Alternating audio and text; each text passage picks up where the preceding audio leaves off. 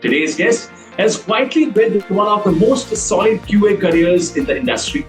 From Chennai to global project leadership, from retail to BFSI to cloud modernization, Mr. Hareesh Kumar KC has seen quality evolve across every frontier. Over the 21 years, I have worked across different domains, different clients as well, BFSI being the core at the moment. It's so clear how each phase of your career did not just happen to you. You evolved with it and kept building not just systems, but people and trust along the way. I started speaking up, and then that was a moment where the client told me directly that, yeah, this is what is expected out of you.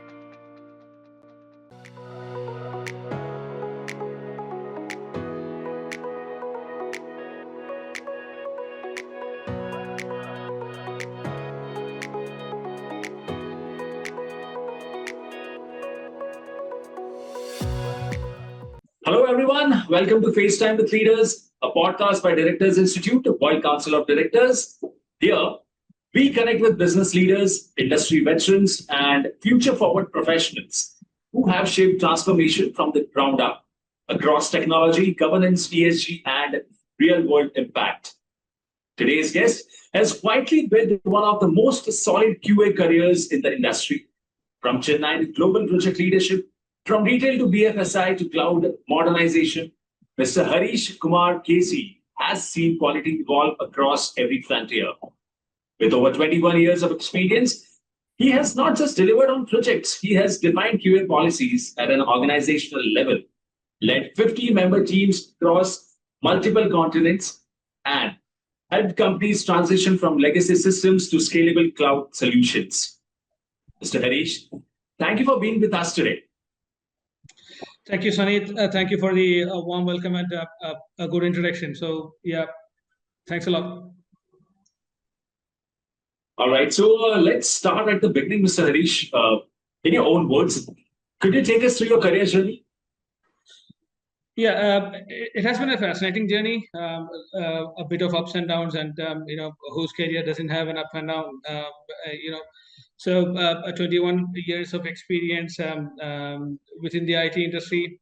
It has been a long journey. Has seen both sides of it, from the very old system, where from a QA perspective, if you want to talk, the systems were had to be deployed by the QA right from the point where it actually starts to deliver things, and to a technology where we stand with AI tools.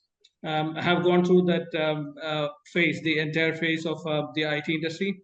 Over the 21 years, I have worked across different domains, different clients as well, BFSI being the core at the moment.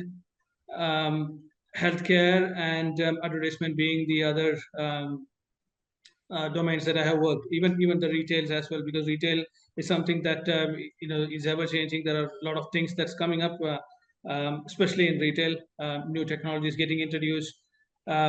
So yeah, it has been quite a fascinating journey, and I'm looking forward for probably another 15 to 20 years within the IT industry, and I think I will learn a lot from the Directors Institute, and hope to scale up myself and learn a lot of things from it.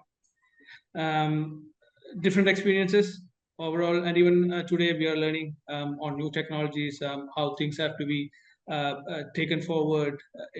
Everything is faster to the market at the moment, especially with the introduction of AI tools. It's even faster, with caution, of course. Yeah.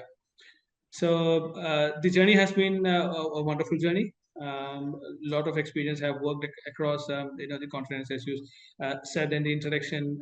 Has been with the US clients and the UK clients, delivering things up, taking care of the entire team. Communication has been the strongest thing that was always needed when you are communicating with the client and delivering things to back at offshore. So yeah, it has been an incredible journey. That's what in the summary I would like to say. That was honest. That was honest and incredibly layered, Mr. Hareesh. It's so clear how each phase of your career did not just happen to you. you evolved with it and kept building not just systems, but people and trust along the way. Yeah, obviously, because the industry doesn't work like without trust. You have to build the trust, you have to build the confidence. First of all, you have to have the confidence in yourself to pick up something and then start delivering things up. So yeah, had a lot of opportunities across the experience that I have. There were instances where I was put into a very very situation where the client was expecting me to talk, and it was just my third day into the place. The place was new. The client was also new, and somebody had talked to me saying that it's a very demanding client. You are going to face one of the most demanding clients, especially it's in the area where the insurance sectors are. So it's very demanding. And I was like, oh, I was biting my nails. What would happen to me? Because it's just 3 days into the project, and in a meeting, the client asked, "I would like to hear from you." And I told, "What am I supposed to say?" Because it's just new to me, and they were expecting me to, speak about what my point of view was. And I was like, I'm a kind of person who try to analyze things first and then comment on something, not straight away into something. But that took like 3 4 days for me to understand the whole thing. And one day, the manager told me that you have to speak, otherwise it's going to be difficult. Then I took the step ahead, like the fifth day or sixth day into the project, I started speaking up. And then that was a moment where the client told me directly that, yeah, this is what is expected out of you. We also need to see what is your viewpoint, so that we also understand what our limitations are, if at all anything is there from an delivery perspective. So delivery has been keen, something that we have been always looking into, just not delivery, but a quality delivery. I have worked across the different clients like Walmart, where the self checkout and the checkout systems. We have tested it and we have stamped it. It always feels that gives a happy moment when you see the self checkout stations and all the billing systems that you have worked on being implemented live, and it's absolutely fantastic to see how things are working, and where you also feel the credibility that, yeah, I have given the stamp to be used to the entire world for the software to be used, right? So yeah, that has been always there. Incredible, Mr. Hareesh. That's really incredible. All right. So, getting into your leadership lens, especially the way you have shaped testing and quality at scale, Mr. Hareesh, you have defined QA policies at an organizational level. Yeah. So, what's one best practice you believe every company should follow, but often ends up overlooking? I would say, when we were forming the organization level policies, it was a team effort. So first of all, a team effort is needed. It's compulsory. And one thing that I think many people overlook is the review of the existing systems. Until and unless you don't have a review, a proper auditing of systems, you are not going to find what is a gap, what is the current gap, how are we going to improve our systems. So when you see from that perspective, we are always kind of reviewing things. We have been reviewing things, we have been taking note of things that are missing, we are adding, bridging the gap. And that's one thing, that the key thing that I would like to say is that the review is very much, auditing is very much um, for the growth of any industry, may it be an IT organization or may it be any other industry which is delivering products. So a review is must, because then only you will be able to improve. And if you are talking about a quality perspective, from the quality perspective also, review is important, because when you know that the auditing systems, how it works, unless and until you tally things up, you are not going to get the right figure out. So it's the same thing, like, review something that I would stress on. You need to review your process, what the process is going to be ahead, what should be the process, refine the process, and bring things into place and have the right people in place to implement them. That was both insightful and honest, Mr. Harish. And I love how you did not just talk about policy in theory, but really grounded it in lived experience. Amazing, amazing.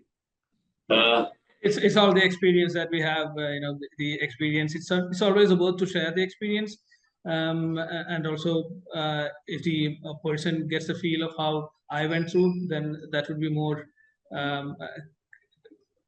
That will provide more happiness to me as well, so that the other person understands how that journey was.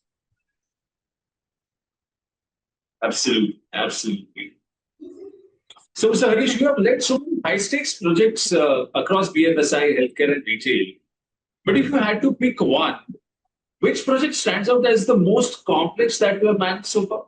And what made it both challenging and rewarding? Okay. Complex was one thing in the healthcare projects, where I didn't have a team, but there was enough competitors, and the only idea that from a service industry, and the only thought that the service industry would have will be to get the projects, how to improve my profit, how to get new clients. I was put into a similar situation where I had no team, and I demanded for a team because I thought it's a complex system, and a single person could handle it, but the problem is that there was too much of overloading of systems on me. So I demanded for a team, and it so happened that the team that I got was not what I was expecting, and the resource crunch was always there. Now, the challenging part was that we had a competitor working with the same client that I was put into. The from the management or from an organization perspective, it would be the profit that they would be aiming at. Now, it was very interesting to work in that project with the challenge that I had, especially when you don't have a team that you would expect, and you would have to scale up the team, build the team from the scratch, scale up the team, and get the project out of nowhere, right? And then I did it. That was very, very challenging. I got rewarded for that as well. And one of the reasons why I went to US was that project, where I could manage the entire team. I built up 3 teams out of nowhere, and it was a quite revenue generating project. So the leadership capability was proved there. How to get the client, how we get more business. It started with 1, ended up with 3. And another thing was that in the same project, I was replaced because you have enough in your plate, and the management doesn't expect you to take more because it's going to swamp you out from the work perspective. So the management thought I should have somebody else to help me out. But unfortunately, that didn't work, and the client demanded that they need me back in the team to handle things up. So that's one thing that everybody would expect. You create your own demand, right? And the expectation out of the client should be that you are back in the team, and everything is well. So yeah, the client demanded it, and I was back into the project, and I had to scale up few things because we were going out of the plan. So I had to plan, replan, and achieve the target. So the final delivery was that it was over delivered. We started to over deliver what we promised. So that was an interesting chapter in the career, and worth rewarding as well. So Harish, you did not just walk us through a project. You made us feel the pressure, the stakes, and the leadership it took to pull it off. Truly, in true sense. Yeah, thank you, Sunny. That's absolutely one of the I would say an unforgettable project that I have worked in, and it always remained there in my mind.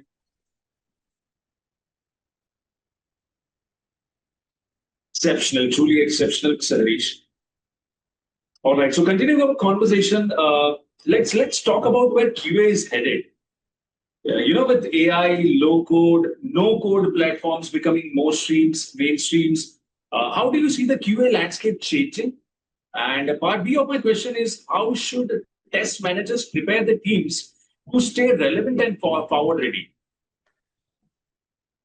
Yeah, even I am going through the phase. So when we say that the technology is changing, people have to adapt. The increasing demand of the skills that we have. If you see any job description, there will be increasing demand in people who knows AI, who has learned AI. Especially when you talk about the tooling part. Of course, there will be a manual intervention as well. It's not that AI would take away your job, but it would be very critical to understand the AI tools, make it to your daily use. Even at the moment, with this level of experience, I'm using AI tool. I was recently building up an complete automation framework for the team using AI.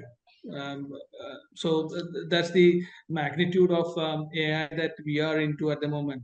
Especially when I look back in the career, we didn't have the AI. We just have to sit and code. And I would say that I am a person who doesn't want or don't have that kind of experience in coding. But AI today have given me the opportunity to build that tool by myself. So that's the level of technology that's getting developed. No code was prior to AI and still relevant. But the chances that we have to take is on the AI, because that's going to be the future. Of course, with the manual intervention that we always need to have, because it has to scale up. AI has to scale up. So errors are absolutely possible. Even I was reading one of the articles where recently somebody built the script using AI, and the whole database got washed off. So it has to be in the limits when you are using it, and also you have to think about what you are doing, what you are feeding to get the code, or when you are creating a tool, you have to think about different criteria as well, because we have the PII data which cannot be shared.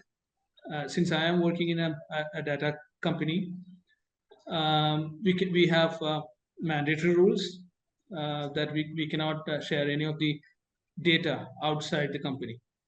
So within the company also, we have strict protocols to share the data. So unless and until there is an agreement that the data can be shared, we cannot share any of the data. So AI tools, we have to be very cautious about using it. But yeah, good to have as a skill. I am using it. So yeah, I see the opportunity there. How we can build ourselves, scale up ourselves from a technology perspective. Yeah, AI is certainly the future. But that was a nice question. Harish, that was such a thoughtful take. That was a nice question, because I never thought that the question would be from an AI perspective as well. Yeah. In fact, your answer was a very thoughtful take on it. I really appreciate how you did not just give a trend forecast, but peeled back the layers of on what this shift actually feels like for QA leaders on the ground. Yeah, QA leaders on the ground. Um, it's about building the team.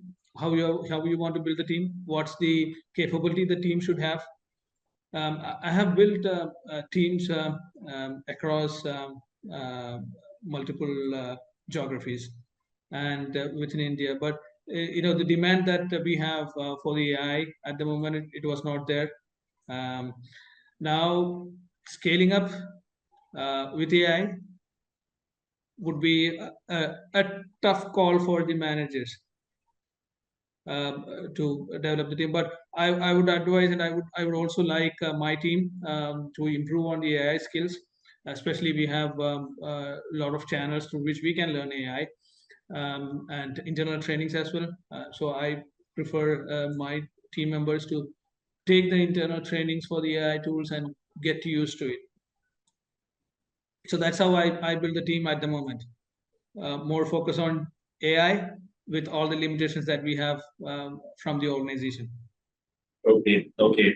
All right, Mr. Harish, shall we move on to the next segment? Yeah. Okay, but before we do that, we have to loosen up it a little because that's our rapid fire segment. Oh, so okay. yeah, you have to go with your first instinct. No overthinking, no rush, but what the first instincts come to you, right? Okay. So shall we proceed with it? Shall I shoot you for the first question? Let me see the first question, how it goes. Yeah. So here it goes. What's one word your team would use to describe you? A quality human being. Okay. All right. Next question is Just being on the quality human being is that first you have to be a human being, and then you are in an organization where or in an domain where quality is always a uncompromising thing. So I would say a quality human being. Yeah. amazing, unexpected, actually. All right. I hope Next all the question. questions would be. I hope all the questions would be on the similar lines. Nothing tough. Surprises on the way. All right. Here goes the next question. A testing tool you secretly enjoy working with the most? Oh, AI, undoubtedly. AI tools.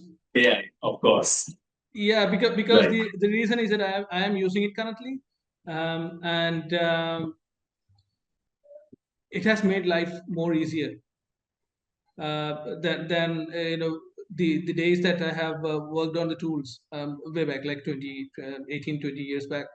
Um, it has made life very simple. Very simple. You don't need to break your head. Only thing is that you need to know how to put the words to the tool and get the answers. So I think AI anytime in future as well. AI, unless there is no other new technology overtaking AI. Technology is always evolving and changing. So fingers crossed. At the moment, AI. Yeah. Okay. Next question. Your go-to stress buster during hectic releases? Oh, hectic releases. Maybe listening to song or enjoying with the family, going out somewhere. No phones. Okay. All right. So, what kind of music would you like to listen on those days? Melodies, soft melodies. All right. Okay. Moving on to the next question. What's one fictional character that weirdly reminds you of yourself? Um, Quite difficult one, right? No yeah. overthinking. Be very instinctive. I might have to think on this because I was thinking from a dual aspect, from a quality person, as in a profession, and also as a human being. Probably a kind of James Bond plus Superman, if that combo works. Okay. Okay. All right. Amazing. Amazing. I love that answer. All right. The next question, the last of the rapid fire round. The best piece of career advice you have ever received? Oh, love your job, not the company.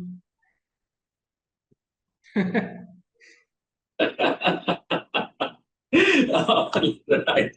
Okay, I love those answers, especially the unexpected ones. That gave us a nice little peek behind the curtain.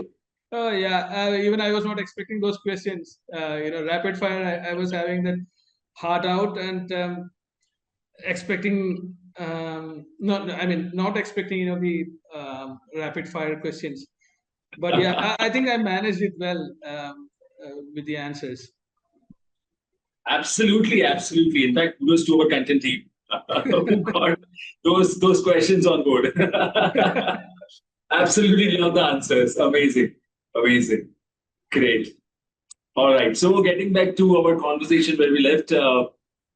All right, Mr. Hareesh, as someone who has led QA for core modernization in the BFSI space, how do you approach testing for vulnerabilities in third-party integrations, especially considering the risks, the rise of fake lending apps and data privacy breaches in the digital lending platforms?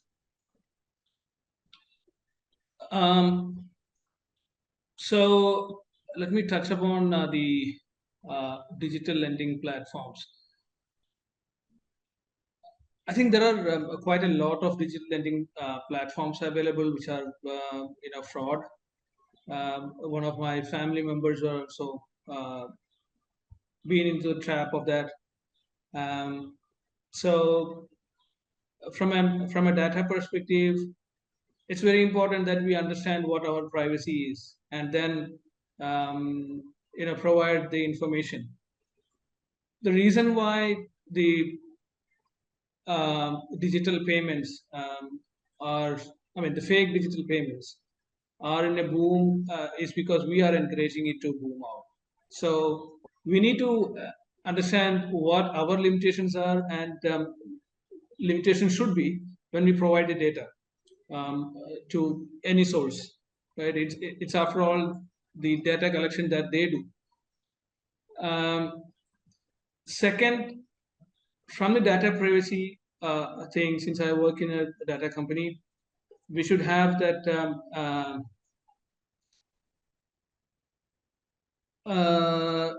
the data privacy, data protection policies in place that should be adhered to at any given time. Because when I collect some data from you, it's between you and me, and I cannot pass it on to a third person because that's the agreement that we have. And that's something that we need to as a person and also as a company, we need to think how our data should go from our own hands. So I think that's something that we also have to really think about how we can prevent the fraud activities, because at the moment the company that I work with, we are doing the scoring of all the companies, and I hope you might have heard about the Experian company who does the scoring for the individuals as well as the companies that we have. So we have a strict data policy. We cannot share anything outside. So lot of policies around. Everybody has to follow that. The policy that we have to follow.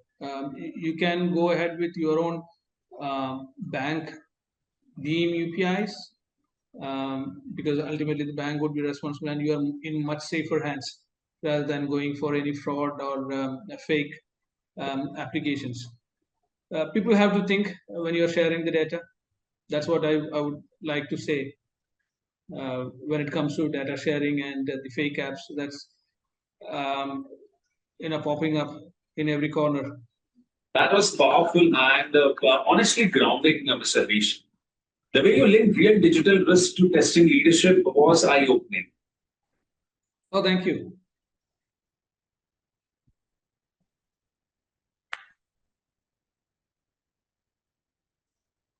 All right. So, Mr. Hareesh, you recently joined Directors Institute and you have already had a solid leadership journey. So, how has the experience shaped your thinking on boardroom readiness and governance? As I said, from the Directors Institute, what I would expect is to enter the boardroom at first, right, and upskill myself on different board activities, how things are performed, and definitely looking forward from Directors Institute to learn more things. I have gone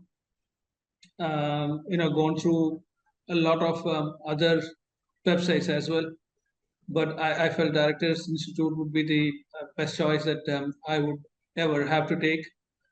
That would be Directors Institute to join, and then learn from the people, the community that Directors Institute have, um, and raise to the occasion, and one day to see the boardroom. Yeah, that's what I'm looking for from the Directors Institute. Harish, I love how you frame governance not as a checkbox, but as a deeper way of thinking, and how naturally you have woven that lenses into your QA leadership. Yeah, of course, the qualities, the priority, always been a priority, and I think that's one of the qualities that you should have being in the boardroom to analyze things, uh, provide quality advices to the company, take the company to what they aim for, support the company. So leadership is always there. Leadership should always be there with you when you're in the boardroom. When you interact with people, try to understand people. Leadership is all about that, right? You need to listen. You have to provide valuable feedbacks.